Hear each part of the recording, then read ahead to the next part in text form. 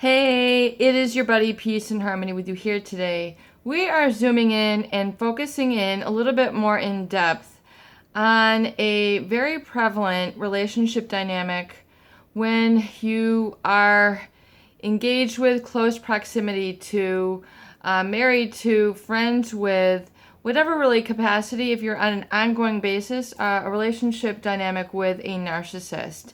And that you will be able to understand as the very one-directional aspect of it. So I receive a lot of questions, comments, how do I know if this person is a narcissist? How do I know for sure? How do I know I'm doing the right thing here? I'm not being too sensitive, overreactive. Maybe I should just put up with this treatment. Maybe I should just suffer through it. Maybe there's something wrong with me. Maybe I'm the crazy one. I always seem to get this. And even if people are going through professional therapy on an ongoing basis with a psychologist, it's the same thing. Maybe I'm the crazy one. Well, one thing you have to understand is that you're only seeing or discussing the tip of the iceberg when you're in therapy. You really do need to get in touch and do the legwork and become aware of and conscious of the interactions while you're with this person and really become your own best healer, really become your own best psychotherapist, because no one knows you better than you and no one goes through what you go through better than you. Yes, you can get consultation advice and perspective from other people who have studied this, experienced this, healed through this, and can guide you, direct you, and keep you inspired on the right path, but nobody knows better than you. So part of the healing journey is really becoming attuned to the observations and trust your perceptions, because oftentimes I find that people who have been targeted, as supply or victims, sort of used and abused and exploited by these people, they're unaware of what they're going through and they don't know how to assimilate, articulate it, and sort of define it. They continually get into a habit of sweeping it under the rug, making excuses for this person. This is just how they are. This is their personality. This is just who they are. And this is their musician personality. This is their heritage. This is their cultural identity. It's because they're from this and this background. It's because they're from this and this area of the community. It's because they're this tall. It's because they're this short. They make a gazillion and one excuses for this person, but yet they're not putting the most important person first,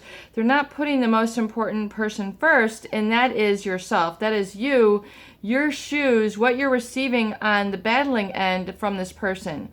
And one very typical presentation you'll see with a narcissist or psychopathic individual is those people's ability to have double standards and one-directional relationship patterns. In other words, what they can do for you, they can't receive on the other end. In other words, they can sure shovel it up, but they can't receive it.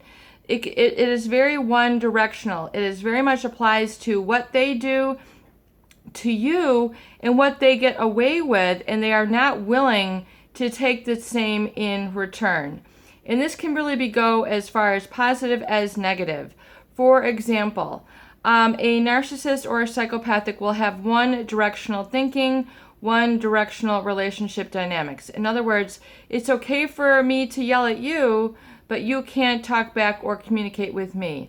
It's okay for me to make insults, judgment, and opinions about you, but it's not the same for you. It's not okay for you to do the same to me.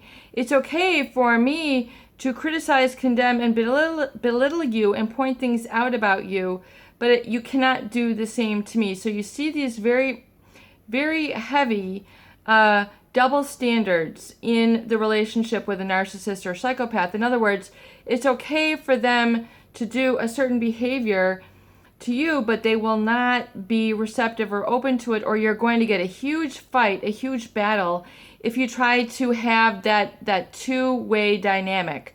In other words, we're on level playing field. We're seeing eye to eye. We're standing toe to toe. We're standing belly to belly, and it's you're trying to have psychological reciprocity where which is the foundation of all functional relationships. Psychological reciprocity is what I put out, I get back. What I put out, I get back. So if I put out love, care, support, and concern and compassion and empathy, am I receiving the same back? Or is this person very much on the unnatural taking, pathological lying, pathological taking, or imbalance in the relationship? And this can go from time, money, finances. It becomes very apparent, especially with time, the imbalance in the relationship. And so it's becoming aware, conscious of what is going on, and being able to articulate and assess that this is not right. I find that most people who have suffered through relationships with a narcissist or a psychopathic abuser and are in the space where they're being, brainwashed, psychologically taken over, and manipulated, and yelled at to the point where they're just putting up with it. They don't know better. They cannot stand up to them. They can't hold their ground. It's because they're so overwhelmed. It's gone on for so long that they have become either anesthetized to it, numb to it, or in a position where they're either married and, they don't know, they're afraid to stand up. They're afraid of the stigma of being seen as, I'm the person who's getting divorced, or, they're afraid to stand their ground. They're afraid to declare their truth. They're afraid to speak their truth, even to people who they have known for their entire lives. If they were to share this information with them, chances are they would be a realistic, accurate sounding board for them and saying, this is not right. Why are you putting up with this? Why are you the whipping post? Why are you the whipping boy, the whipping girl? Why are you being lashed out at repeatedly? This is not right. So a lot of comments, a lot of viewers ask me for what are particular examples. For example, if this narcissist is always sort of making comments about you, your appearance, your behavior, telling you how to dress, how to change, how to be, what's wrong with you here? Why didn't you do this? If you try to give a psychological reciprocity or be like in return, why don't you wear this? Why don't you do this? Which oftentimes is not your personality to control and manipulate people. But when you try then to bring that back, and do like in return, you're going to get met with if you're met with a lot of hostility, rage, anger, talk back, over perception, overreaction, chances are you are dealing with a narcissist or a psychopathic individual. Someone who does not like to be held accountable. Someone who does not, feel that they should be in a position to listen to you, respond to you, react to you. So it's very much a double standard. And especially if you're in a very close, tight relationship with this person, where it should be natural for the feedback, or you find that you're being taken advantage of. In other words, they're overreacting when they're sick. All of a sudden, they don't want to work anymore. They're living a very parasitic lifestyle, or taking from you in a pathological way, becoming overly dependent but abusive. This is a good sign that you're in a relationship in a dysfunctional situation with a narcissist or a psychopathic individual. It is peace and harmony with you here today. I hope these videos do help. Please share, please subscribe for more great tools, videos, discussion, and support.